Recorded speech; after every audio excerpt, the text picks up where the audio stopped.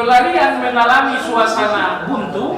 Saat yang sama Fir'aun dengan para tentaranya merapat dekat sekali, sehingga Nabi Musa bersama Bani Israel yang konon mencapai 600 orang sudah saling memandang dengan Fir'aun dan seluruh tentara-tentara kerajaan. Allah berfirman, "Falamma tara al-jam'ani qala ashabu Musa inna lamudrakun." Setelah kedua kelompok ini saling memandang, kelompok Nabi Musa melihat Fir'aun yang sangat dekat. Kelompok Fir'aun melihat bahwa buruan mereka di depan mata. Nah, pertanyaannya, Musa dengan umat mau lari kemana? Maju ke depan, laut. Mundur ke belakang, Fir'aun. Maju ke depan, mati di laut. Mundur ke belakang, mati di darat. Logika tidak menemukan jalan keluar. Akhirnya seluruh umat Nabi Musa mengatakan, qala ashabu Musa inna lamudrakun. Wahai Musa, cerita selesai, kita ketangkap. Nabi Musa alaihissalam menjawab, qala kalla inna ma'iya rabbi sayahdin.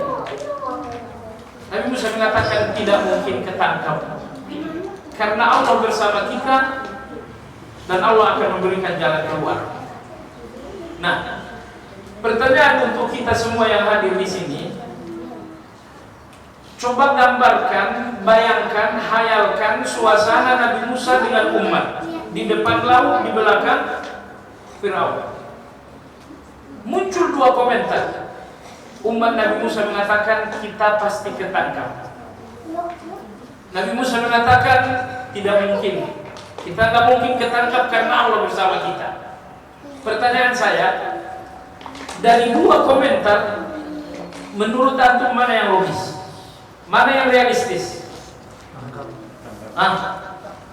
Itu yang realistis. Tertangkap karena maju ke depan laut, mundur ke belakang Fir'aun, sama dengan tertangkap. Ucapan Nabi Musa, kita nggak mungkin ketangkap. Ucapan Nabi Musa ini sama sekali tidak logis. Lalu pertanyaannya, mana yang jadi kenyataan? Komentar logis tadi ataukah komentar yang tidak logis tadi?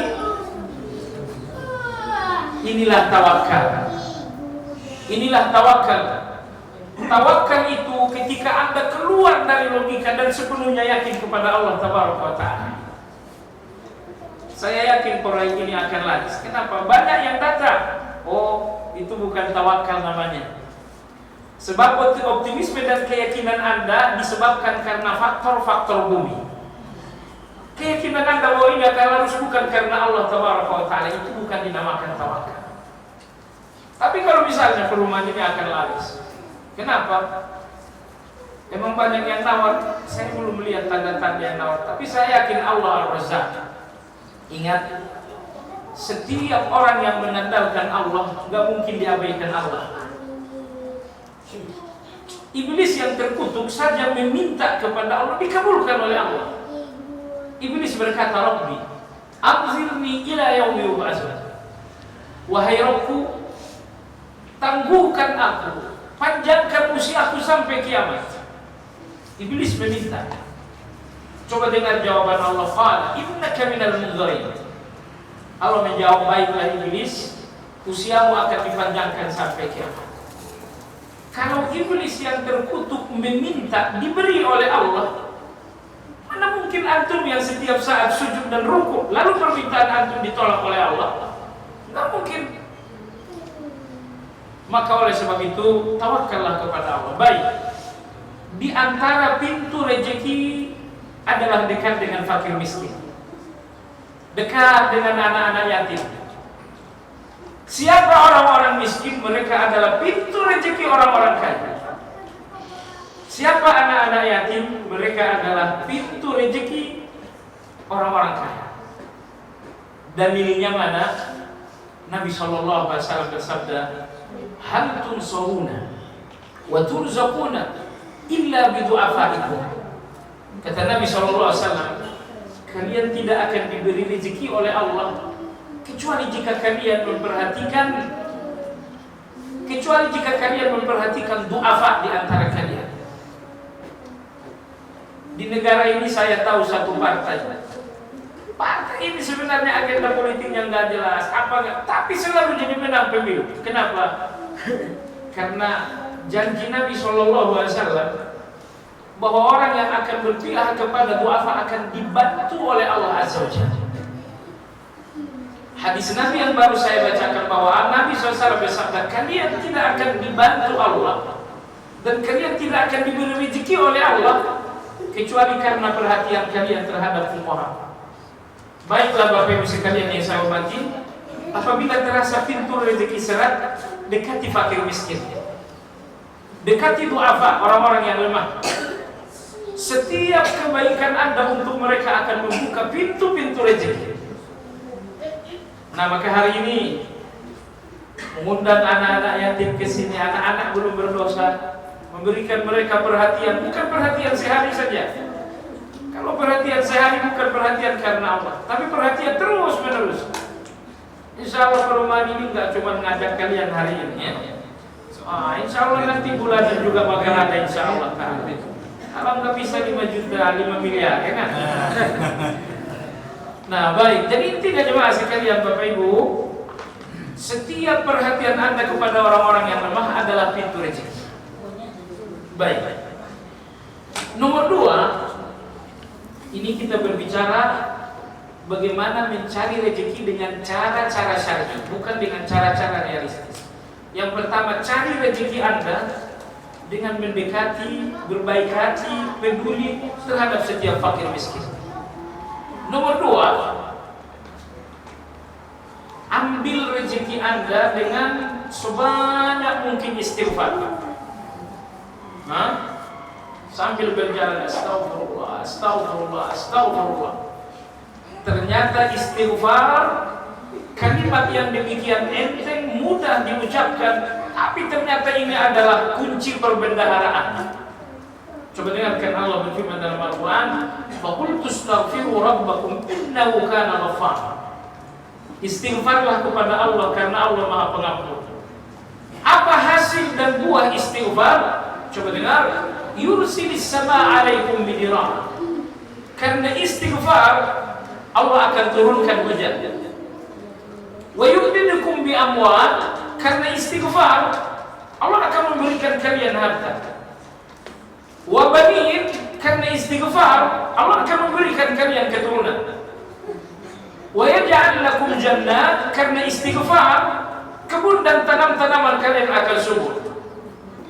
Wa yaj'al lakum anhara. Karena istighfar sungai-sungai kalian akan mengalir dengan jernih, membawa keberkahan. Ayat ini ada dalam surat Nuh. Coba lihat apa yang dihasilkan istighfar. Hujan turun membawa berkat, harta diberi, keturunan diberi, tanaman dan perkebunan menjadi subur. Maka ayat ini menjadi bukti, merupakan jaminan Allah bahwa di antara salah satu cara mendapatkan rezeki istighfar sebanyak-banyaknya. Kita kenal ada seseorang sudah menikah 5 tahun, dan punya anak juga. Padahal rezeki terbesar bagi sepasang suami istri adalah anak. Alangkah sepinya rumah tanpa anak. Lalu bersangkutan bertanya, bagaimana aku punya anak? Ke mana-mana, terapis, dokter, enggak juga ada hasilnya. Kemudian oleh seorang syekh disarankan, istighfarlah sebanyak-banyaknya. Istighfar. Saat menunggu kendaraan, astagfirullah. Berada di atas kendaraan, astagfirullah. Bapak Ibu sekalian, pekerjaan paling sering kita lakukan satu hari adalah menunggu. Menunggu makanan, menunggu A, menunggu B. Alhasil menunggu adalah pekerjaan paling sering. Kalau setiap penungguan Anda membuahkan istighfar, itu adalah rezeki. Walhasil laki-laki ini mengisi setiap waktu dengan istighfar. Anda tahu hasilnya? Setahun kemudian dia datang lagi ke majelis. Dia menjumpai Syekh bin Baz. Beliau mengatakan, Syekh, saya udah punya anak sekarang. Tidak ada dokter, tidak ada terapis, anaknya muncul dari istighfar. Maka oleh sebab itu jangan nihilkan istighfar. Jangan abaikan istighfar. Sambil naik kendaraan, naik motor, apa susahnya baca istighfar? Bacakan astagfirullah, astagfirullah, atau astagfirullah wa atubu ilaih. Yang pasti istighfar adalah salah satu pintu rezeki. Yang ketiga, lama-lama di antara penyebab terbukanya pintu rezeki adalah syukur. Bersyukur kepada Allah Subhanahu wa ta'ala. Dan ciri orang yang bersyukur pertama, karena banyak orang yang syukuran tapi hanya sedikit yang bersyukur. Maka ciri-ciri orang bersyukur nomor satu, orang yang bersyukur biasanya makin mencintai Allah. Nomor dua, orang yang bersyukur biasanya makin mengakui kebaikan Allah. Dan yang ketiga, orang yang bersyukur biasanya lebih mudah mentaati Allah Tabaraka wa Ta'ala. Allah berfirman, la in syakartum la azidannakum. Jika kalian bersyukur, niscaya rezeki akan ditambah oleh Allah Tabaraka wa Ta'ala. Baiklah, ini yang dapat kita sampaikan. Kiat-kiat mencari rezeki secara syar'i. Ada berapa tadi? Yang pertama, hadiahnya umroh ini pagi. Siapa yang jawab? Umroh kapan-kapan ya. Yang pertama, cari rezeki dengan dekati, pedulikan, doa orang-orang lemah. Nomor dua, istighfar sebanyak-banyaknya. Dan yang ketiga, teruslah bersyukur. Masih banyak, tapi tiga ini insya Allah sudah cukup. Ciri-ciri bersyukur yang pertama, semakin mengakui kebaikan Allah, semakin mencintai Allah, semakin mudah mentaati Allah Taala.